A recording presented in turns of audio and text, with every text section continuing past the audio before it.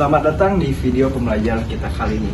Di sini kita akan mempelajari statistik pengolahan data menggunakan software SPSS. Nah, di video kita kali ini kita akan membahas bagaimana caranya menyusun dan juga menganalisis regresi linear sederhana dengan menggunakan software SPSS. Mari kita mulai. Oke, baik, di sini saya akan menjelaskan terkait konsep dari regresi linear sederhana. Regresi linear sederhana digunakan untuk melihat hubungan antara variabel independen terhadap variabel dependen. Nah, tujuan utamanya adalah untuk memprediksi nilai variabel dependen berdasarkan nilai independen ataupun nilai Y berdasarkan nilai X, serta untuk mengetahui seberapa besar pengaruh X terhadap Y, ataupun bisa disebut juga pengaruh dari variabel independen terhadap variabel dependen. Regresi linear sederhana juga bisa disebut metode dari statistik untuk memahami hubungan antara satu variabel dengan variabel yang lain. Dengan persamaan linear, kita dapat memprediksi atau juga menganalisis pengaruh suatu faktor terhadap hasil yang mungkin nanti kita amati. Nah, tujuan regresi linear ini adalah untuk melakukan prediksi, evaluasi antara hubungan variabel, serta juga membantu mengambil keputusan berbasis data dengan koefisien determinasi atau R-square, bisa dengan uji F ataupun uji T. Mungkin kita akan mengambil contoh misalnya seperti kita ingin mengetahui bagaimana pengaruh iklan terhadap penjualan suatu produk, seperti itu mungkin. Baik, dalam menyusun model regresi linear sederhana ini ada beberapa hasilnya, yakni ada R-square, kemudian uji F dan uji T, yang mana R-square berfungsi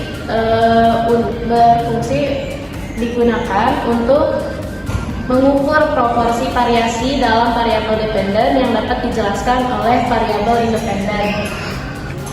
Kemudian untuk uji F sendiri digunakan untuk menguji hipotesis bahwa semua koefisien regresi sama dengan 0, yang berarti bahwa model regresi tidak dapat menjelaskan variasi dalam data.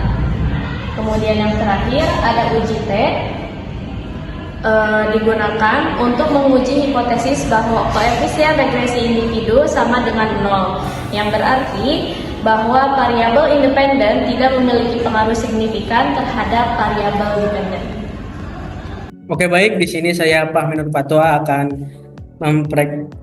mempraktekkan langsung terkait analisis regresi linear sederhana data sekunder, yang mana untuk datanya sudah saya masukkan ke dalam Excel, di mana untuk beban iklannya ada X1 dan pendapatannya yaitu Y. Langkah selanjutnya kita ke aplikasi SPSS, kita edit terlebih dahulu, yang mana beban iklan yaitu variabel X1 dan pendapatan variabel Y. Nah, untuk measure-nya kita edit ke scale keduanya, lalu ke data view, lalu masuk lagi ke Excel dan kita copy.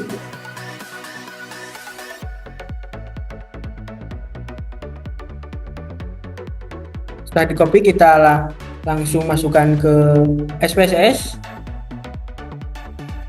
Nah, untuk datanya sudah masuk, kita klik analyze, lanjut ke regression, lanjut ke linear. Untuk variabel Y-nya masukkan ke dependen dan variabel X-nya masukkan ke independen. Lalu klik OK.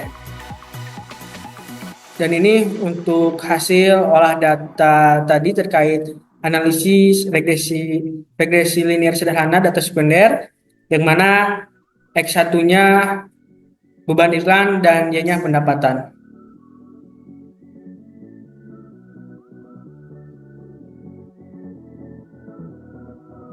Baiklah, sekarang yaitu mengenai interpretasi dari uji F. Dilihat bahwasanya uji F yaitu M-nya nilainya sebesar 93,955 atau 93.955 dengan nilai signifikannya itu 0,002.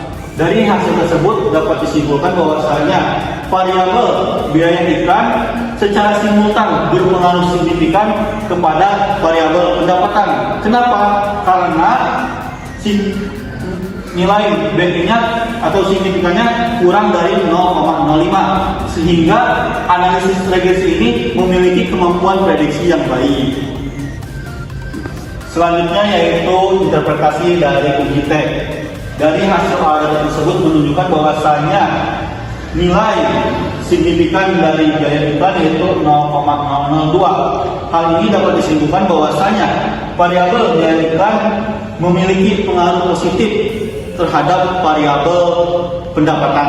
Kenapa? Karena nilai dari variabel biaya iklan itu signifikannya itu sebesar 0,02. Analisis regresi sederhana ini dapat digunakan untuk mengidentifikasi faktor-faktor yang mempengaruhi kinerja bisnis, salah satunya seperti faktor-faktor yang mempengaruhi keuntungan. Lalu selanjutnya ada manfaat analisis regresi linear sederhana dalam kehidupan sehari-hari. Analisis regresi linear sederhana dapat digunakan untuk memprediksi harga suatu barang berdasarkan faktor-faktor yang mempengaruhinya, seperti faktor biaya produksi dan faktor permintaan. Kemudian, adapun analisis linear sederhana ini dapat digunakan untuk menganalisis hubungan antara dua variabel seperti variabel jumlah jam belajar dan variabel nilai ujian.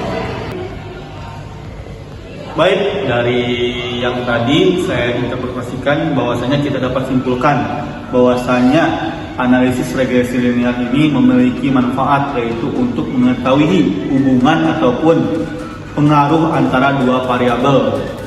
Selain itu, olah data SPSS juga dapat memudahkan analisis regresi atau analisis olah data lebih cepat dan lebih mudah.